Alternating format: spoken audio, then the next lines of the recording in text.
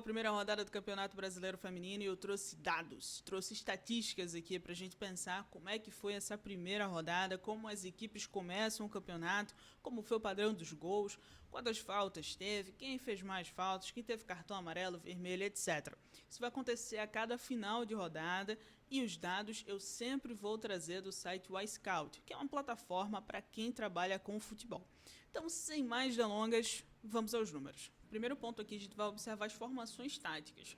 Quais foram as formações táticas mais usadas nessa primeira rodada? E já pelo gráfico a gente consegue identificar que a 4-1-4-1 e a 4-4-2 foram as mais adotadas. É importante dizer, uma equipe ela começa com uma formação tática, mas isso não quer dizer que ao longo do jogo isso não pode mudar. Melhor exemplo é o Palmeiras. O Palmeiras teve, durante a primeira partida contra o América Mineiro, jogando 4-3-3, 4-2-3-1 e 4-1-4-1. 3 formações táticas, dependendo do momento do jogo, dependendo das jogadoras. Então isso também é importante para a gente ter uma visão geral. Aqui nesse gráfico a gente consegue observar as formações táticas de todas as equipes ao longo de todas as partidas. Então aqui, a única equipe que utilizou o 4-5-1 foi o América Mineiro, 4-3-3, Palmeiras, Botafogo e Ferroviária, 4-2-3-1, Palmeiras, Corinthians e o misto. O misto a partir do minuto 76, então se a gente for para a partida, a partir do minuto 76, a gente vai tentar entender como essa formação tática impactou a maneira como o misto estava jogando.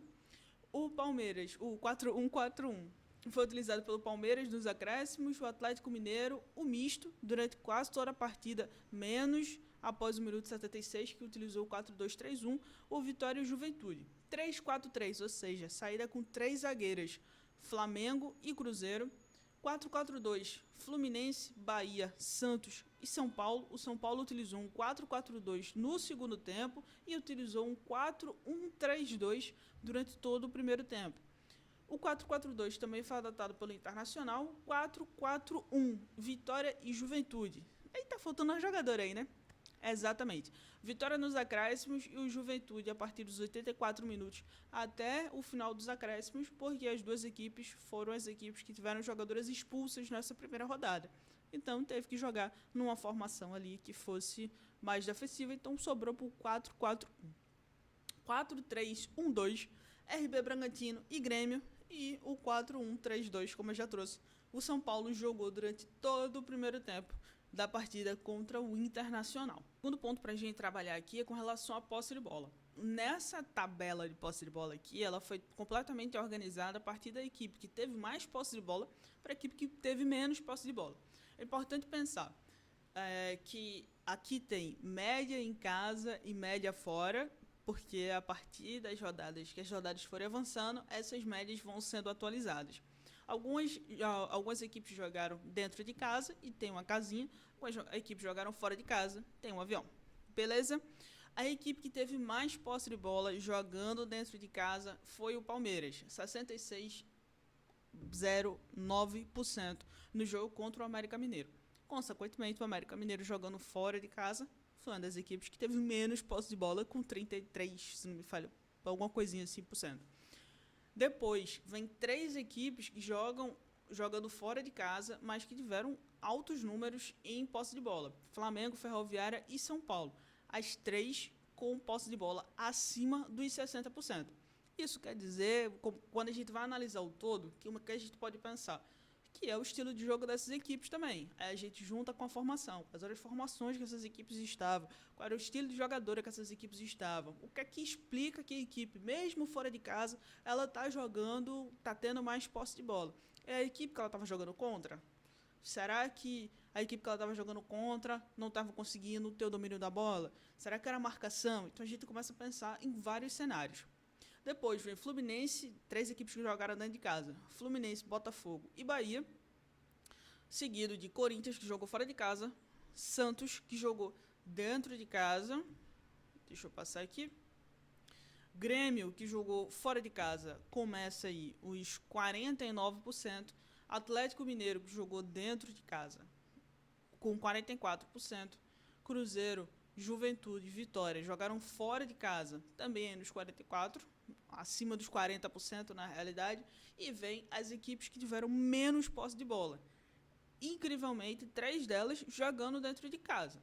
Internacional, Bragantino e Misto. E por último, o América Mineiro, que foi a equipe que jogou contra o Palmeiras, que é a equipe que teve a maior posse de bola jogando dentro de casa, o Palmeiras, e o América fora de casa. Algumas coisas a gente consegue ter uma noção. O Misto acabou de subir.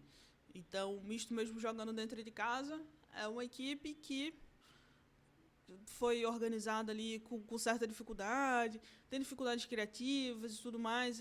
É uma equipe que vai brigar para não cair. Tá? Então, é normal que o Misto, mesmo dentro de casa, tenha uma posse de bola baixa. Aí o Bragantino, jogando dentro de casa com a posse de bola baixa, mas o Bragantino jogou contra quem? Aí a gente tem que identificar com quem o Bragantino jogou. E começa a fazer organizar o quebra-cabeça. Então, esses dados, eles não podem ser lidos soltos. Tá? Eles estão soltos, mas eles têm conexões. E a gente tem que tentar encontrar essas conexões para poder ler o jogo da melhor maneira possível. Agora, a gente vai entender bola parada. Menorzinho aqui embaixo para a gente entender bola parada e suas consequências. Tá, mas não é finalização, bola parada, nada disso. Agora a gente vai entender primeiro. Quantidade de faltas e quantidade de pênaltis. Aqui, de novo, de quem teve a maior quantidade até quem teve a menor quantidade. Flamengo, jogando fora de casa, foi a equipe que fez mais faltas, segundo dados do iScout. Volto a dizer, os dados são vozes da minha cabeça? Não, os dados são todos retirados do iScout. Tá? O Flamengo é a equipe que teve mais faltas, 20 faltas seguidos, de Grêmio com 19, Ferroviária e Santos com 18, Bahia com 17, Cruzeiro e Botafogo com 16 faltas, Juventude 14 faltas, Fluminense e Internacional 13 faltas, Palmeiras 12 faltas, Atlético Mineiro 11 faltas, Bragantino, Corinthians e Misto 10 faltas, Vitória e São Paulo 9 faltas e América Mineiro 8 faltas. Interessante que a gente pensar, além das faltas, duas equipes tiveram pênalti e os 2 pênaltis foram convertidos. Foi no jogo entre Botafogo e Juventude, o Botafogo teve um pênalti, converteu, por isso que aqui está 1/1, porque foi convertido, e o Palmeiras também teve um pênalti, e este pênalti foi convertido. Mas beleza, existem faltas, existem pênaltis, isso traz consequências para a partida e para as outras partidas, que são os cartões. Então esses cartões podem ser amarelo ou pode ser vermelho. Se a gente for pensar aqui, os cartões amarelos, a equipe que mais teve cartões amarelos e que mais teve cartões de maneira geral foi a equipe do Juventude. O Juventude teve 5 cartões, 4 cartões amarelos e 1 cartão vermelho, vermelho direto, justamente ali numa jogada no meio de campo. A jogadora fez uma falta tática e foi ali vermelhinho direto. Depois, Cruzeiro e Botafogo com 4 cartões amarelos, Ferroviária, Bragantino, 3 cartões amarelos, vem aí a leva de 2 cartões. Flamengo, Grêmio, Santos, Bahia, Internacional e Misto. O Vitória não teve cartões amarelos, teve um cartão vermelho já no finalzinho do jogo, que foi na jogada, foi a goleira que foi expulsa na jogada que originou a falta, que o Fluminense faz o gol ali no finalzinho do jogo. Depois disso, Atlético Mineiro e Corinthians, cada um com cartão amarelo. Palmeiras, São Paulo, Fluminense e América Mineiro passaram ilesos da primeira rodada. Nenhum cartão, nem amarelo e nem vermelho. Aí o que a gente faz? A gente compara com posse de bola, a gente compara com estilo de jogo, a gente compara em como essas equipes estão fazendo muitas faltas ou não. E a gente entende como as equipes estão sendo montadas pela comissão técnica, a gente consegue ver a equipe de maneira macro, para depois a gente ir para cada jogador. A ideia é que a gente consiga ter uma visão geral sobre como essas equipes estão jogando o campeonato, qual o padrão dessas equipes dentro do campeonato. Claramente, com o jogo a gente não vai conseguir, mas isso vai acontecer ao longo das rodadas. Beleza? Vamos seguindo agora para... A gente já pensou em bola parada, e agora a gente vai pensar em finalização. Me mantenho aqui embaixo, mas um pouquinho mais no canto, para a gente pensar sobre finalizações dessas equipes. Tá, teve muita equipe que fez falta, teve muita equipe que levou cartão amarelo, mas essas equipes finalizaram no gol. A gente viu ali a questão da posse de bola, foi o primeiro ponto que a gente viu. Então, pode ser que alguma equipe que tenha tido muita posse de bola, a equipe não tenha finalizado no gol. Ou seja, essa posse de bola, ela realmente foi para frente ou não foi? Aqui, a diferença das outras tabelas que eu trouxe nesse vídeo, aqui a tabela está sendo organizada pelos confrontos. A gente vai entender dentro de cada jogo.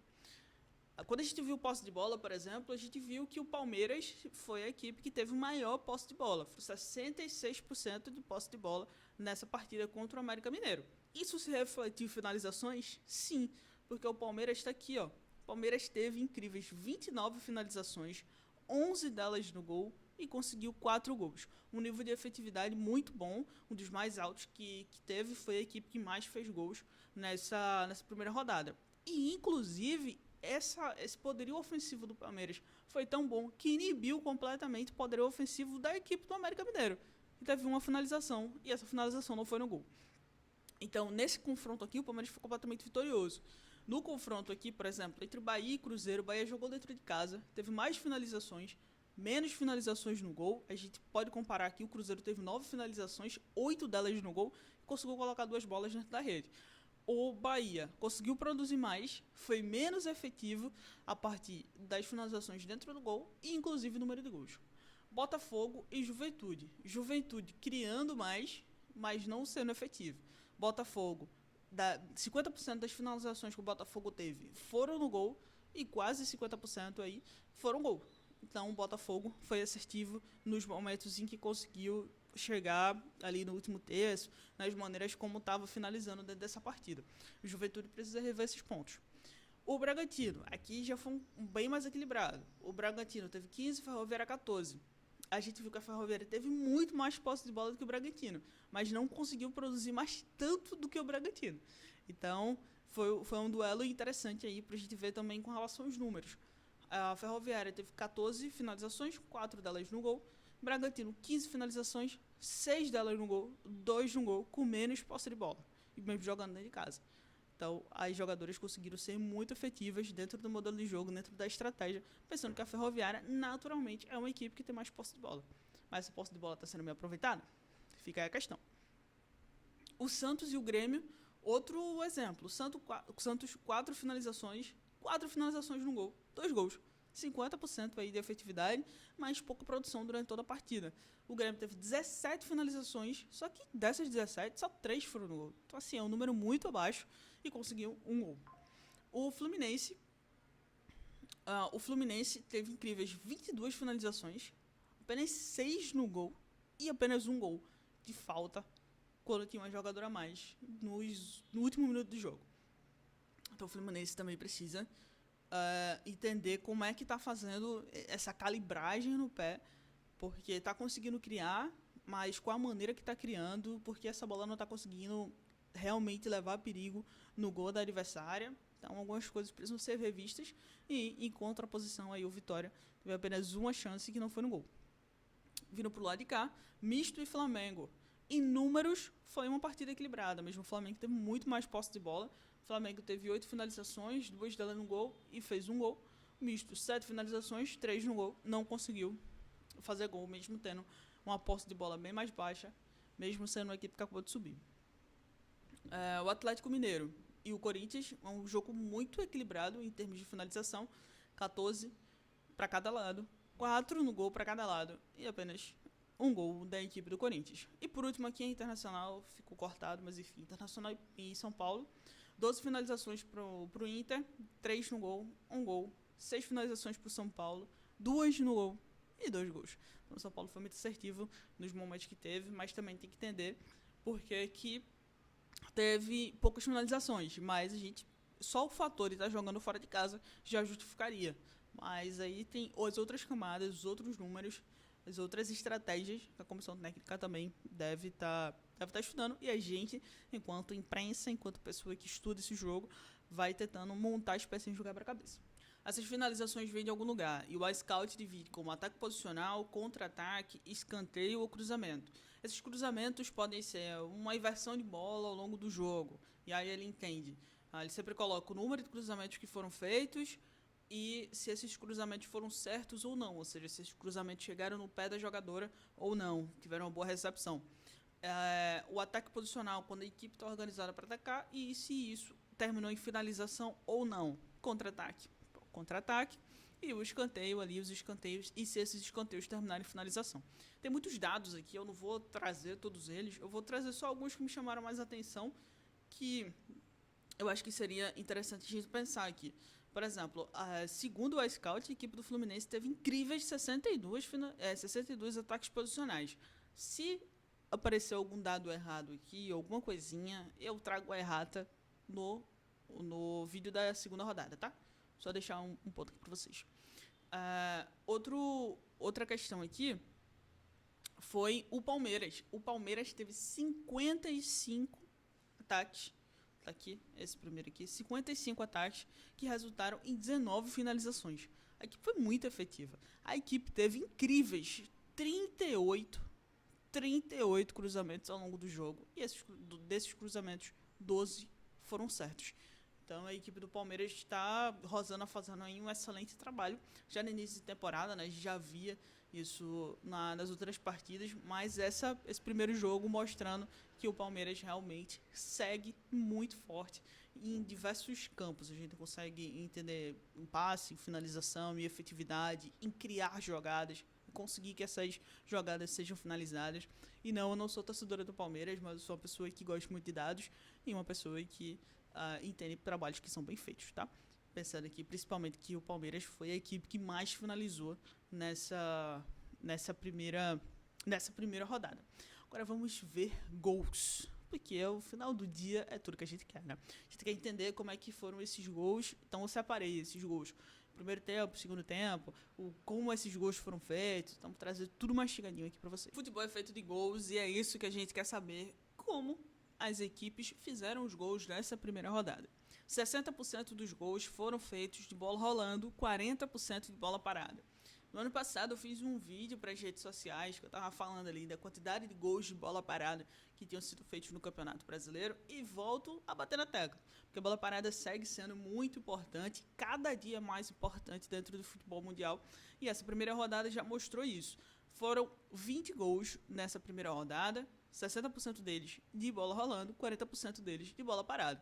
Trazer o número exato, 12 gols feitos de bola rolando, que foram os gols. 2 gols do Palmeiras, 1 do Corinthians, Flamengo, 2 do Cruzeiro, 1 do Botafogo, 2 do Bragantino, do Santos, 1 do Internacional e 1 do São Paulo. E 8 gols, vou botar aqui para vocês verem, 8 gols de bola parada, 2 gols do Palmeiras, 1 do Fluminense, 1 do Botafogo, do Juventude, 1 do Santos, 1 do Grêmio e 1 do São Paulo.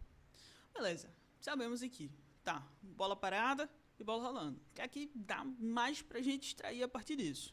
Quando foi que esses gols aconteceram? Se foi no primeiro ou se foi no segundo tempo? 60%, ou seja, 12 gols foram feitos no primeiro tempo e 8 gols foram feitos no segundo tempo. Essa foi a grande divisão, 60%, 40%.